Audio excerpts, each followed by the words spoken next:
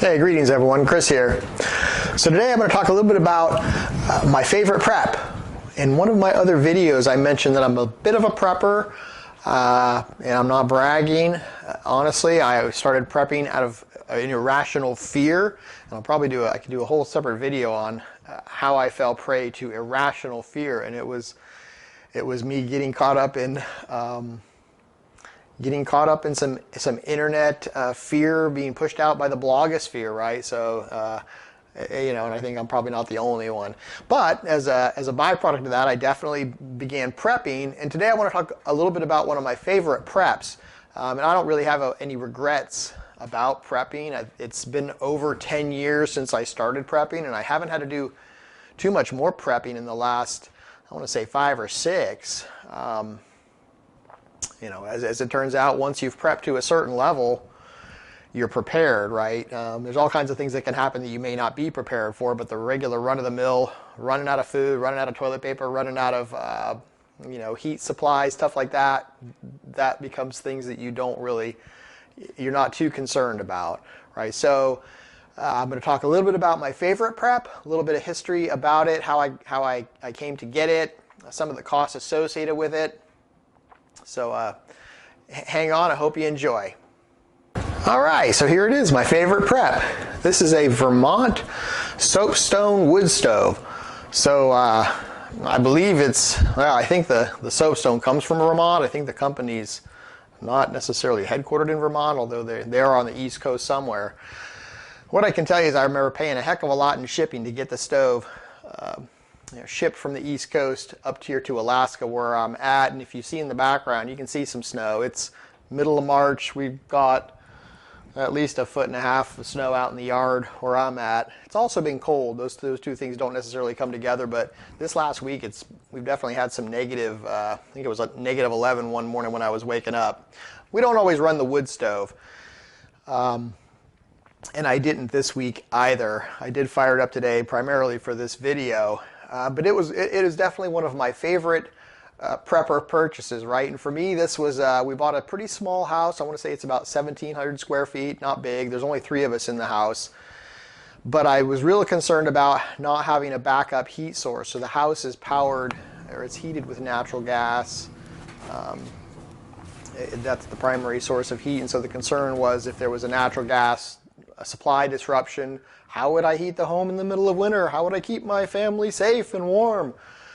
So I had that moment of concern and looked at some options, and the options couldn't just be a wood stove. It also had to be something that we could tolerate living with in such a small house. And as it turns out, there's fairly small footprint wood stoves that you can get that are smaller than what I've got over here. But they're not cheap. What I've realized lately, if you just Google Vermont Soapstone Woodstove, you'll get right to the one distributor and manufacturer that I know of, and the one that I purchased this through roughly 12 years ago. They have quite a selection, and there may be others as well. Some of the reasons that I purchased this Soapstone Woodstove was that at the time I had a kid that was in the house she was 5 or 6 or 7 years old. She was in that age where she was running around and her friends were running around, and I didn't have a lot of places to put a wood stove in the house that were just right in the middle of where you were going to be. And so it had to be able to absorb a kid walking by it and not burning the kid, right? And one of the advantages of having a soapstone wood stove is that it never gets too hot to the touch that you can't touch it. Even when I've got that full thing going at full blaze, as hot as it can possibly go, the soapstone surround, it'll be warm, it'll be uncomfortable to touch for too long, but it's never going to scald you. You're never going to pull your hand away with any kind of burn on it, right? So that's one of the benefits. A kid could run to that thing after been cooking all day, and all they would do is get a bang from hitting stone. They're not going to ever get burned. Now, if they touch the glass or if they touch the metal surround, that's definitely gonna make them remember not to touch that again. And that will burn and leave a mark if they hit it too long or hold it too hard there.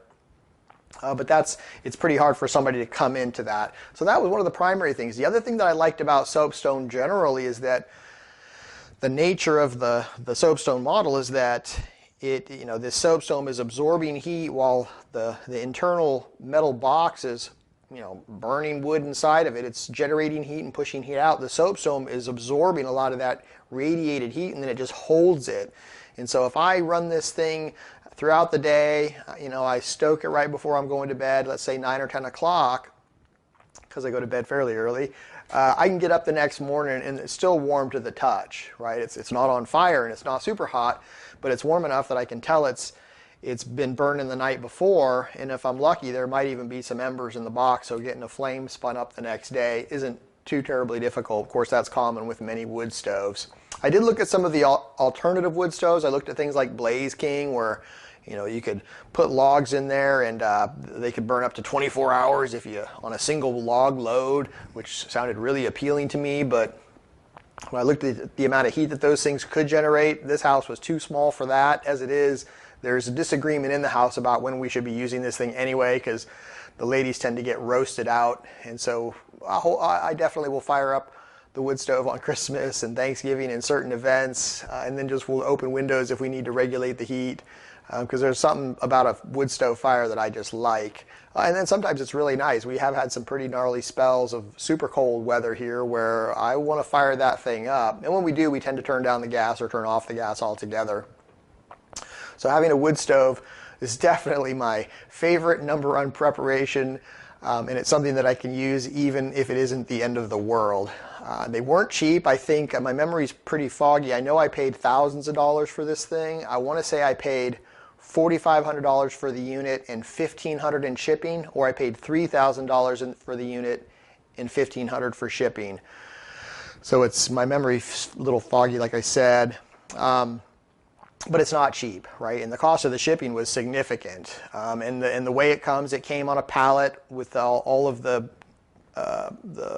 soapstone slabs, boxed up, and so you had to construct the thing yourself. I had to punch a hole through the roof. I had some professionals do that. I was not going to mess around with that. So we had the chimney installed.